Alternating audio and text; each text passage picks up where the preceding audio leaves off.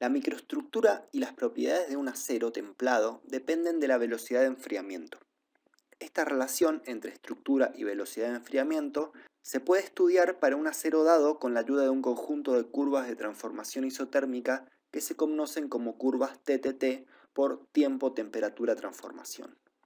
Las curvas TTT para un acero de composición eutectoide, IC 1080, se muestran en la figura de la izquierda.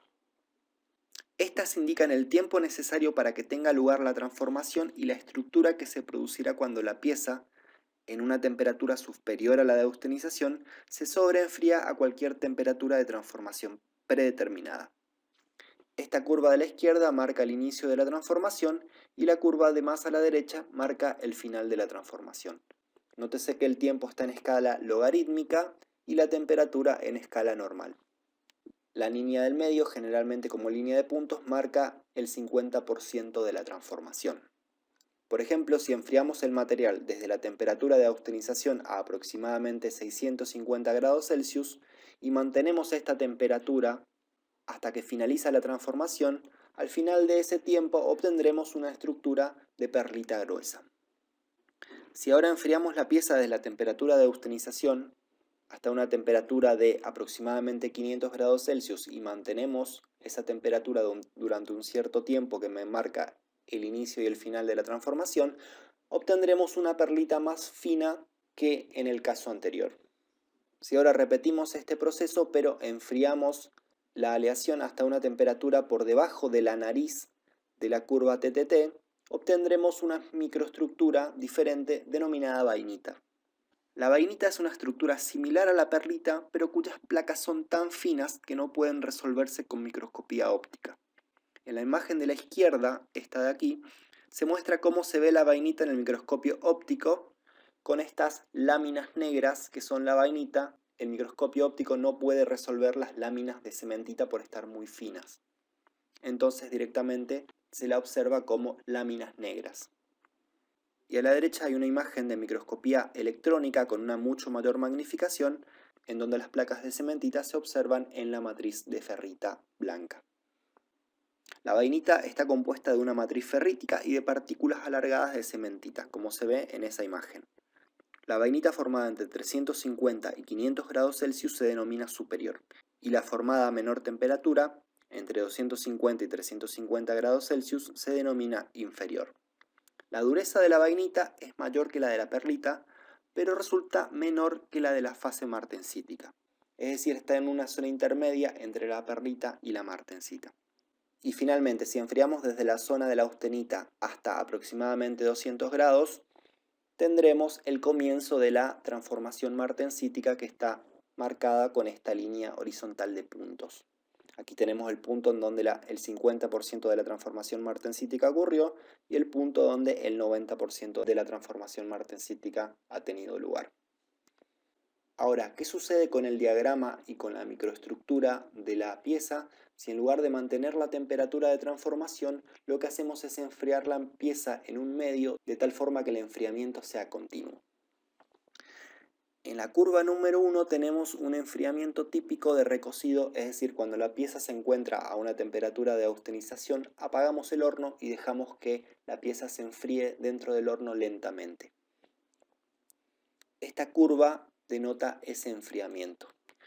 Si nos fijamos en este punto, empezará la transformación en una perlita gruesa, pero cuando la transformación termine, la perlita que se formará al final de la transformación será una perlita un poco más fina porque tenemos este escalón de enfriamiento que va a hacer que la microestructura sea distinta al principio y al final de la transformación.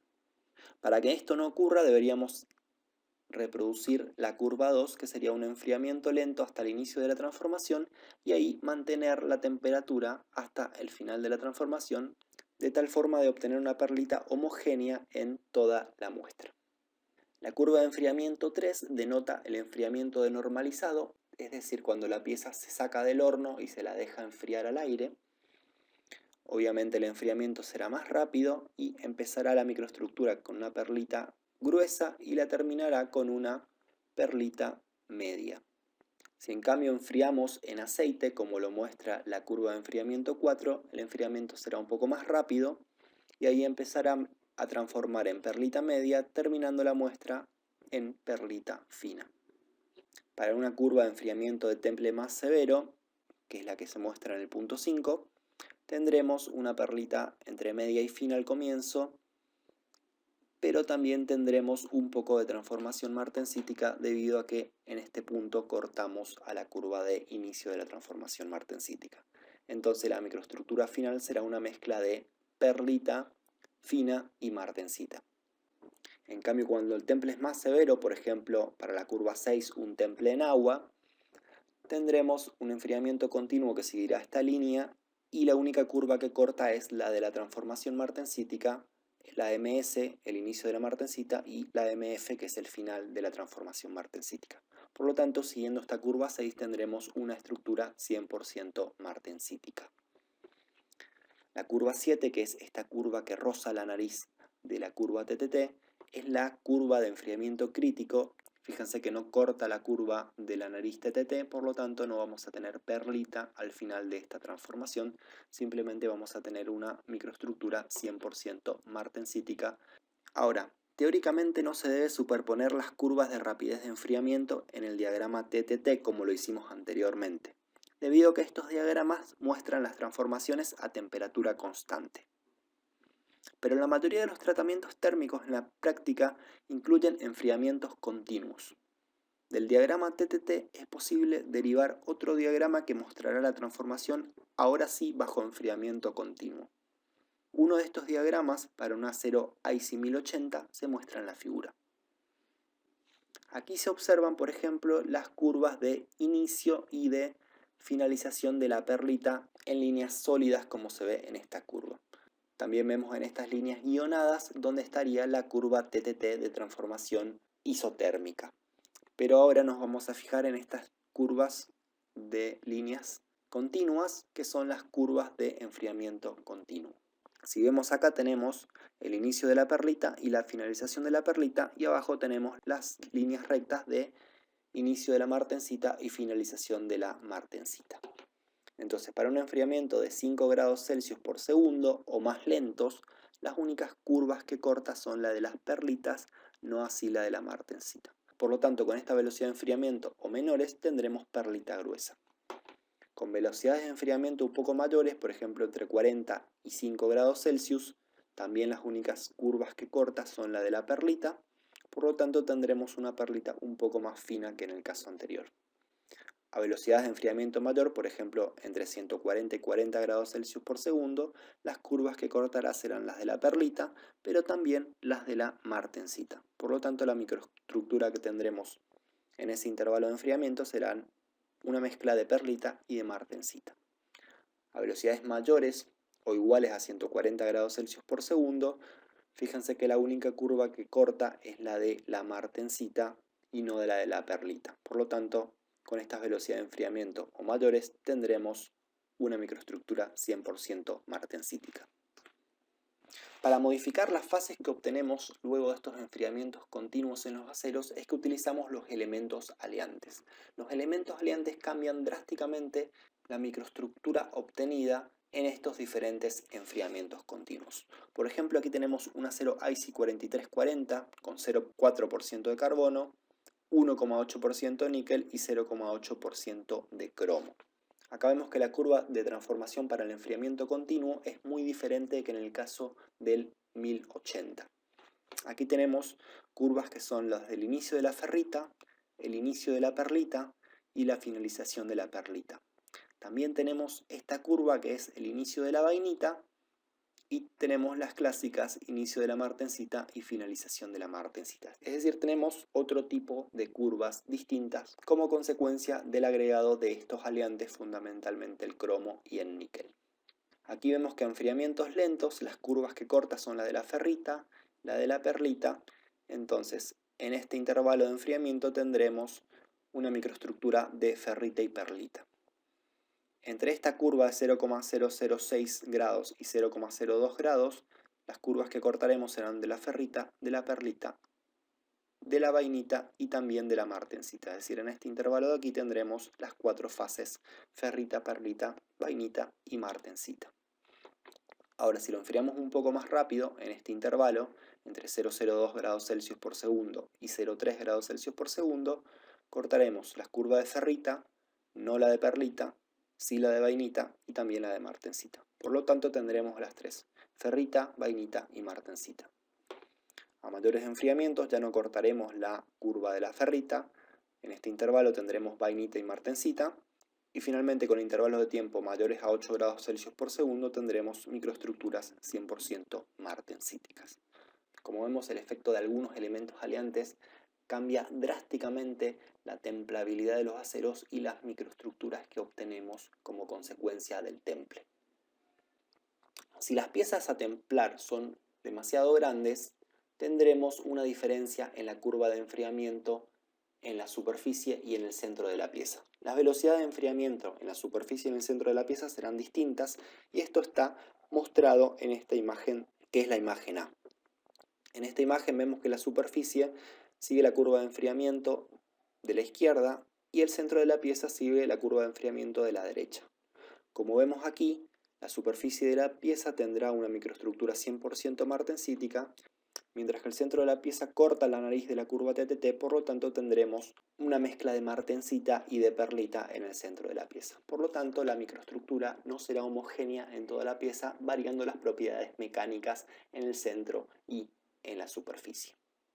Si logramos que el enfriamiento en la superficie y en el centro de la pieza, como se ve en esta figura, sean lo suficientemente rápido para obtener una microestructura 100% martensítica tanto en el centro como en la superficie, igual tendremos el problema de que el enfriamiento se producirá primero en la superficie y luego en el centro de la pieza, y como existe una variación de volumen como consecuencia de la transformación martensítica, la pieza puede sufrir fisuras debido a este enfriamiento rápido.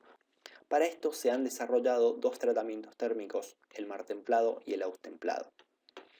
En el martemplado se enfría rápidamente la pieza hasta una determinada temperatura mayor a la del inicio de la martensita, de tal manera que la transformación martensítica no empiece, y se mantiene esa temperatura para homogeneizar toda la pieza en esa temperatura. Y a partir de aquí se enfría en aire de tal forma de lograr la transformación martensítica y que el gradiente de temperatura sea bajo entre la superficie y el centro de la pieza, como se ve en esta figura de aquí. Una vez que la transformación sea completado, tendremos una microestructura 100% martensítica y sin las fisuras que hubiésemos tenido si lo enfriáramos continuamente desde la temperatura de austenización. El austemplado, como se muestra en la figura D, es similar. Se enfría la pieza rápidamente hasta una determinada temperatura mayor a la del inicio de la martensita y se mantiene esa temperatura, pero ahora la transformación a vainita se completa de tal manera de tener una estructura vainítica al final en lugar de martensítica, y luego se templa al aire de tal manera de mantener esa estructura vainítica. De esta forma tenemos una estructura 100% vainítica sin las fisuras del temple que se producirían si lo enfriáramos continuamente hasta la temperatura ambiente. Los tratamientos superficiales de los aceros se utilizan para combinar en una sola pieza las características de los aceros de alto y de bajo carbono. En estos tratamientos se busca una pieza con un núcleo blando y dúctil que aporte tenacidad, y en la superficie una microestructura martensítica dura y resistente al desgaste. Los métodos para endurecimiento superficial que estudiaremos son la cementación, el temple por llama y el temple por inducción. Como dijimos, la cementación tiene por objeto endurecer la superficie de una pieza sin modificar su núcleo, originando una pieza formada por dos materiales: la del núcleo de acero de bajo carbono, tenaz y resistente a la fatiga, y la parte de la superficie de medio o alto carbono, dura y resistente al desgaste. Este método consiste en recubrir las piezas a cementar de una materia rica en carbono, llamada cementante, y someter la pieza durante varias horas a altas temperaturas, típicamente a 900 grados Celsius. En estas condiciones, el carbono penetra en la superficie que recubre a razón de 0,1 a 0,2 milímetros por hora de tratamiento. A la pieza cementada se le da el tratamiento térmico correspondiente, temple y revenido, y cada una de las zonas de la pieza, la superficie y el núcleo, adquirirá las cualidades que corresponden a su porcentaje de carbono.